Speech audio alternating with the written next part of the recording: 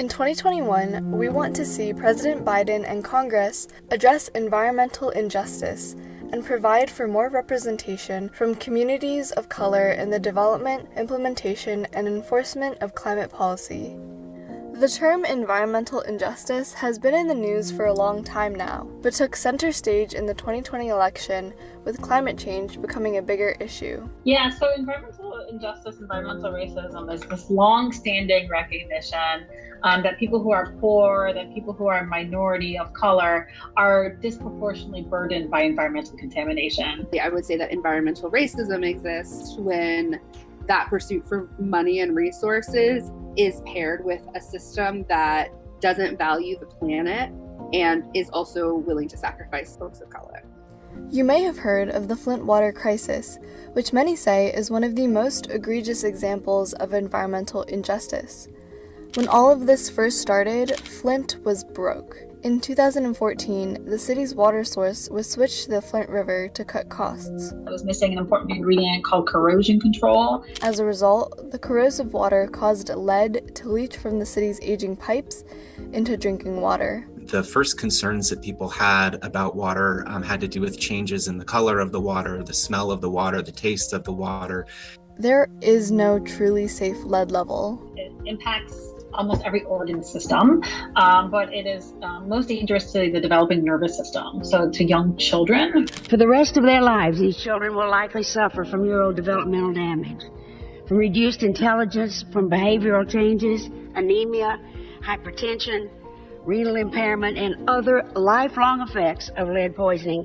The crisis wasn't just about water, it was also about a failure of political institutions. Michigan has something called an emergency manager policy, which turns over control of cities to the state during financial crises.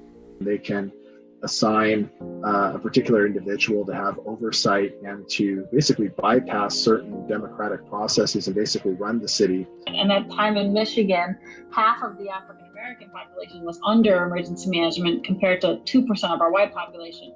According to the U.S. Census Bureau, Black residents make up more than half of all Flint residents. Almost 40% live below the poverty line, with a median household income of $28,834. This means that it was mostly Black, brown, and impoverished residents who had limited or no control over where their water was coming from. Choices were made undemocratically by somebody who was appointed from the top down. And so you could say that, the lack of democracy was a major cause of the crisis as well. And yet, even their elected officials in Congress struggled to pass legislation that would help Flint. I'm coming to a conclusion that I don't want to come to. That the leadership in this House, when they think about Flint, or when they look at Flint, they see something different.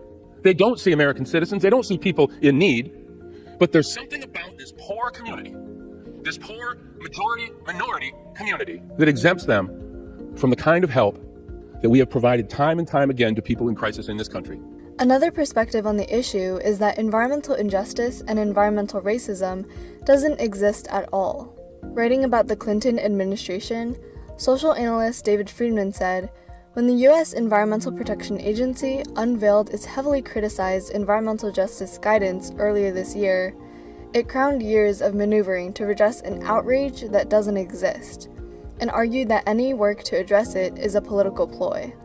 Among those who don't take environmental injustice seriously are some politicians and government officials. When the potential to impact negatively a particular community or particular group is a topic, it tends to be when those groups are people of color that the policymakers or the leaders, they don't perceive the severity of the risks as much as they do if it was a predominantly white and affluent community. The Flint water crisis is in fact still ongoing. A number of city and state employees have been charged, including Rick Snyder, the governor of Michigan at the time. Deliberately not funding necessary and long overdue upgrades for our water infrastructure hurts women, children, and especially the poor and people of color. Even with the progressive climate plan the Biden-Harris administration has proposed, there is skepticism amongst Flint residents. The biggest consequence of our crisis is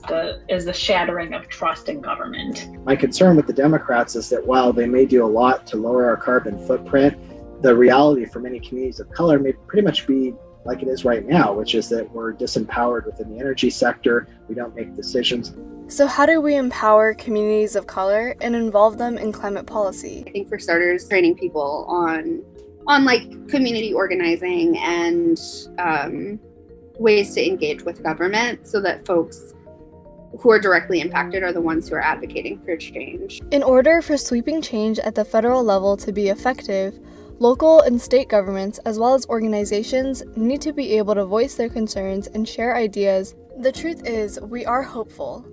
We are hopeful that President Biden will fight for environmental justice and uplift community voices. We are hopeful that Flint will finally get justice and that communities of color will no longer be disempowered. Flint will never happen again anywhere in America.